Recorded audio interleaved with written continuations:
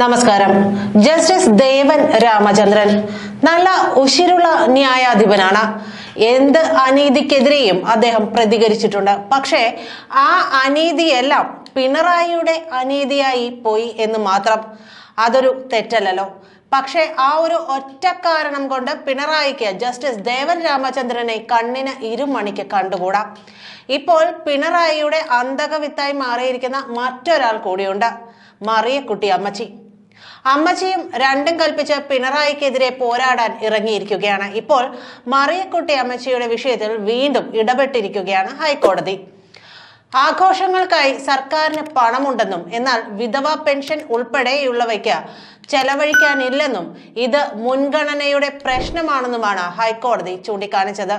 സർക്കാരിന്റെ സാമൂഹിക ക്ഷേമ പെൻഷൻ മുടങ്ങുന്നതിൽ പ്രതിഷേധിച്ച് ഭിക്ഷദണ്ഡൽ സമരം നടത്തിയ ഇടുക്കി അടിമാലി സ്വദേശിനി മറിയക്കുട്ടി 5 മാസത്തെ വിധവാ പെൻഷൻ കുടിശ്ശിക ലഭിക്കാനുണ്ടെന്ന് ചൂണ്ടിക്കാണിച്ച് നൽകിയ ഹർജിയിലാണ് ജസ്റ്റിസ് ദേവൻ രാമചന്ദ്രൻ ഇക്കാര്യം പറഞ്ഞത്.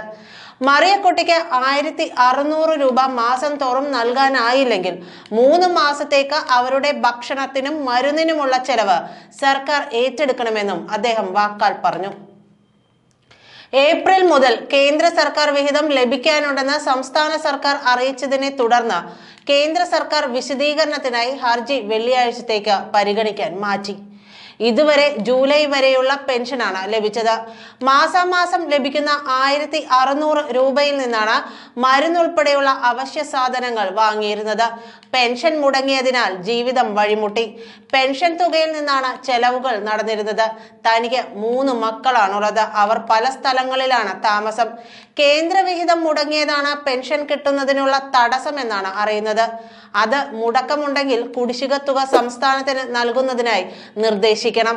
പെൻഷൻ കൃത്യമായി ലഭിക്കുന്നതിനായി ഇടപെടൽ വേണം എന്നാണ് മറിയക്കുട്ടി ഹർജിയിൽ ആവശ്യപ്പെട്ടിരുന്നത്. ഇതുമായി ബന്ധപ്പെട്ട ചൊവ്വാഴ്ച സർക്കാരിന്റെയും അടിമാലി പഞ്ചായത്തിന്റെയും വിശദീകരണം കോടതി തേടിയിരുന്നു. ക്ഷേമ പെൻഷൻ മുടങ്ങിയതിനെതിരെ ഭിക്ഷാപാത്രവുമായി അടിമാലിയിലെ തെരുവിലിറങ്ങിയ മറിയക്കുട്ടിക്ക് നേരിടേണ്ടി വന്നത് സമാനതകളില്ലാത്ത ആക്രമണമായിരുന്നു. മറിയക്കുട്ടിക്ക് 2 വീടുണ്ടെന്നും അതിലൊന്ന് വാടകയ്ക്ക് കൊടുത്തിരിക്കുകയാണെന്നുമായിരുന്നു മറിയക്കുട്ടിക്കെതിരെ CPM ഉന്നയിച്ച ആരോപണങ്ങൾ. ഇവർക്ക് 1.5 ഏക്കർ സ്ഥലമുണ്ടെന്നും മക്കൾ വിദേശത്താണെന്നുമുള്ള പ്രചാരണം വരെ ഉണ്ടായി. പാർട്ടി അനുയായികളും പാർട്ടി പത്രവും സൈബർ ഗുണ്ടകളും വളഞ്ഞിട്ട് ആക്രമിച്ചിട്ടും 87-കാരിയായ മറിയക്കുട്ടി ഒരടി പിന്നോട്ട് പോയില്ല. വ്യാജ പ്രചാരണങ്ങൾക്കെതിരെ തലയുയർത്തി തന്നെ പോരാടി. പാർട്ടി പത്രത്തിന് ഒടുവിൽ മാപ്പ് പറയേണ്ടി വന്നു. എന്നാൽ ആ മാപ്പ് സ്വീകരിക്കാൻ മറിയക്കുട്ടി തയ്യാറായില്ല. മാപ്പങ്ങ് കോടതിയിൽ പറഞ്ഞാൽ മതിയെന്നാണ് അടിമാലി 200 ഏക്കർ പൊന്നുരുത്തിപ്പാറ വീട്ടിൽ മറിയക്കുട്ടിയുടെ നിലപാട്. അനീതി കണ്ടാൽ ഞാൻ എതിർക്കും. പലവട്ടം കോടതി കയറി ഇറങ്ങിയിട്ടുണ്ട്. അവിടെയെല്ലാം ധൈര്യപൂർവ്വം കാര്യങ്ങൾ പറഞ്ഞിട്ടുമുണ്ട്. അതിനാലാണ് അടുപ്പമുള്ളവർ മജിസ്ട്രേറ്റ് മറിയക്കുട്ടി എന്ന് വിളിക്കുന്നത്.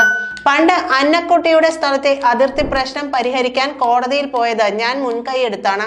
മറ്റൊരിക്കൽ ഒരു മതിൽ പൊളിച്ചതുമായി ബന്ധപ്പെട്ട CPM നേതാവ് ഒരു യുവാവിനെ തല്ലി. യുവാവിന് വേണ്ടി സാക്ഷി പറഞ്ഞതും ഞാനാണ്. 2007-ലാണ് സംഭവം നടന്നതെന്നാണ് ഓർമ്മ. മറ്റൊരു അടിപിടി കേസിലും CPM-നെതിരെ സാക്ഷി പറഞ്ഞിട്ടുണ്ട്. അതാണ് CPM-കാർക്ക് എന്നോടുള്ള വൈരാഗ്യം എന്നാണ് മറിയക്കുട്ടി അമ്മച്ചി അന്ന് പറഞ്ഞത്. നന്ദി.